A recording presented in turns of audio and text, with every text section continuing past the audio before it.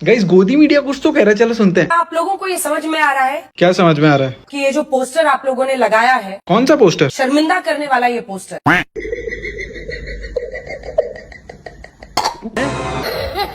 तो hey guys, स्वागत है आप सभी का आज हमारे फिर से एक नए वीडियो में, जहां पर मैं आप लोगों को दिखाने वाला हूं देश के कुछ लेटेस्ट न्यूज़। अगर आप लोगों को ये वीडियो थोड़ा सा भी पसंद आए तो इस चैनल को लाइक और सब्सक्राइब जरूर कर देना। तो चलो बिना टाइम को वेस्ट किए इस वीडियो को शुरू करते हैं। के चोरी की सरकार वो अब लूटेगा बिहार। जादू नगरी से आया है कोई जादूगर। यही नहीं, अभी और सुनिए। कहाँ गई जेडीयू सरकार, सारे तोड़ दिए इकरार। एक दिन सारे मित्रों को खा जाएगा जादूगर। मजा आया। पीक मेल एफर्ट्स बताऊं, पीक मेल एफर्ट्स। भाई साहब चैप्टर है इनका जीके का, समझ जाओ कौन है ये। मतलब ये होता है एफर्ट्स, मेल एफर्ट्स। पे जाके देखिएगा, आपको जो पेड़ दिखाई देंगे वो सफेदे के पेड़, और जो रिज एरिया में भी है वो कीकर, बबूल, इस तरह के जो पेड़ होते हैं जो ऑक्सीजन गिवर नहीं है। हाँ, वो ऑक्सीजन नहीं लोन देते। ये भाई कह रहे वो पेड़ दूध देते।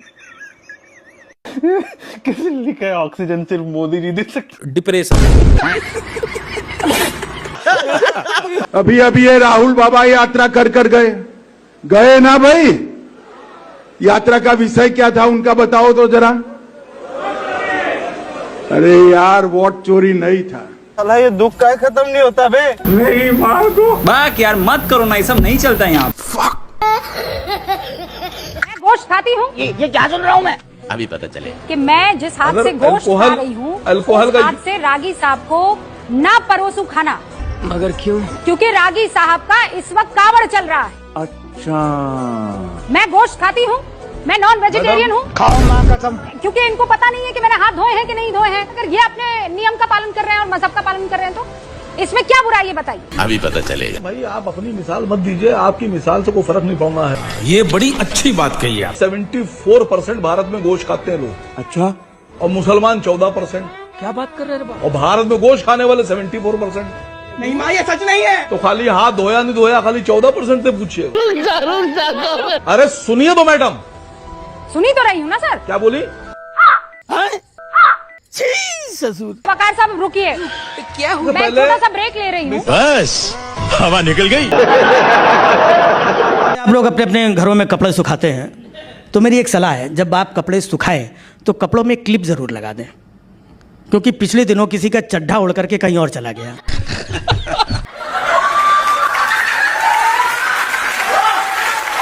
वो जेंजी था, जेंजी चड्ढा।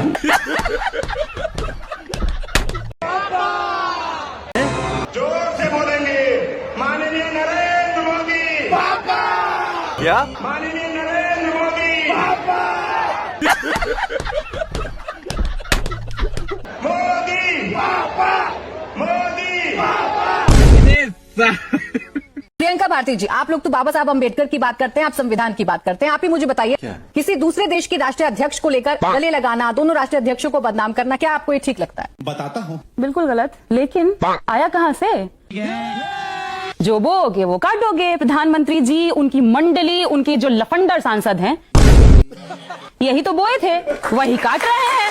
वाह दीदी, वाह दीदी। डॉक्टर निशिकांत दुबे, ये ट्वीट है मेरे पास उनका ट्वीट है, लिखा है उड़ेगा भाई। राहुल गांधी जी इस गले पड़ने को जठराग्नि कहते हैं या कामाग्नि?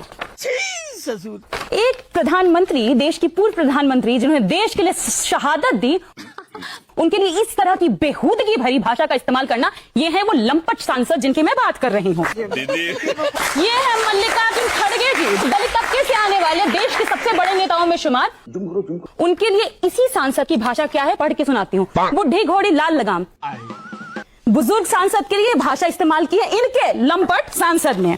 शर्म की बात। इस तरीके की भाषा बोई उन्होंने, काट वही रहे हैं। इस स्कूल के हेडमास्टर हमारे प्रधानमंत्री जी ही हैं। कैसा? महिलाओं का रेट लगाने की शुरुआत इस देश में किसी ने की थी तो उनका नाम है नरेंद्र मोदी। मुझे क्रेडिट नहीं चाहिए। 50 करोड़ की गर्लफ्रेंड कहना रेट लगाना होता है किसी महिला का। वाह मोदी जी वाह। उत्तराखंड के इनके एक नेता कहे थे बिहार में तो लड़कियां 20,000 रुपए में मिल जाती हैं। हम महिलाओं का रेट लगाने वाला ये पूरा टेंडेंसी है भाजपाइयों में। ये तो लेने के देने पड़ गए। फ्रेंड्स, मैं जानता हूं कि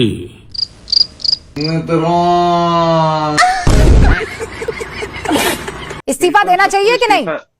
सबको दे देना चाहिए। मैं तो कहता हूँ हेमंत सोरेन को दे देना चाहिए, मोदी जी को दे देना चाहिए, राष्ट्रपति को दे देना चाहिए, किसी से भी कुछ भी मांग लो।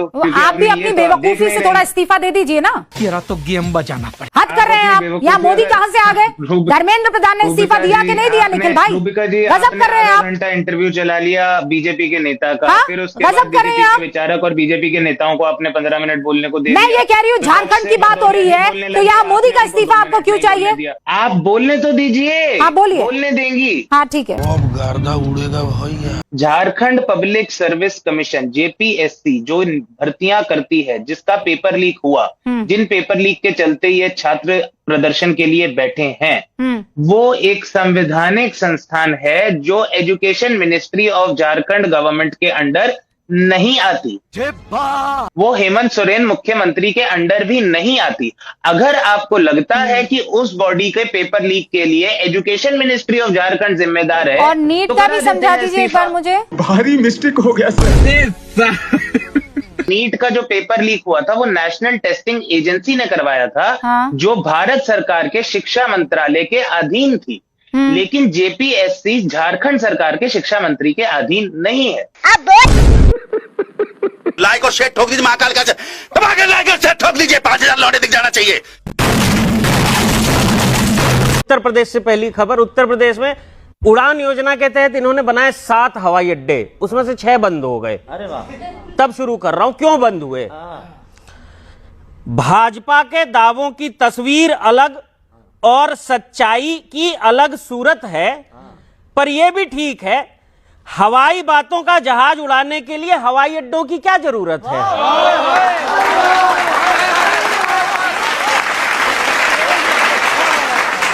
पिछले कुछ चुनावों से हमको भाजपा के साइड से एक फॉर्मूला लगातार दिखाई दे रहा है। वो फॉर्मूला क्या है? भाजपा की रणनीति का कोई मुकाबला ही नहीं राजनीति के खेल में। चुनाव से पहले विपक्ष के नेता या तो भाजपा में आते हैं या जेल में।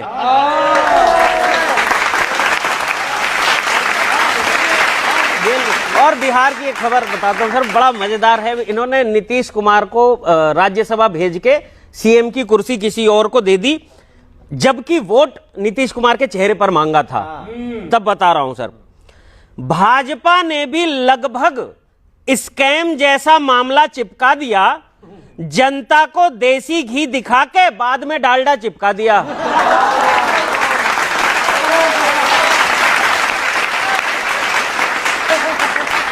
अरे एक काम करने में भाजपा का कोई हाथ नहीं पकड़ सकता। क्या? बाद में भले कोई बरी हो जाए, बाद में भले कोई बरी हो जाए, पर चुनाव के टाइम जुगाड़ कलाकारी से लगाती है भाजपा। और कुछ करे न करे, विरोधियों पर आरोप पूरी ईमानदारी से लगाती है।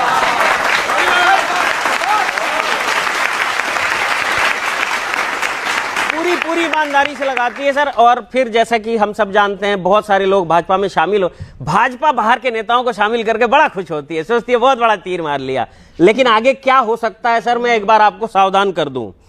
आपको लगता है कि बाहरी नेताओं के आने से मामला आपके लिए उपयुक्त हो जाएगा, पर अब विपक्ष के इतने नेता भाजपा में हैं कि एक साथ सब पलटी मार दें तो देश भाजपा मुक्त हो जाएगा।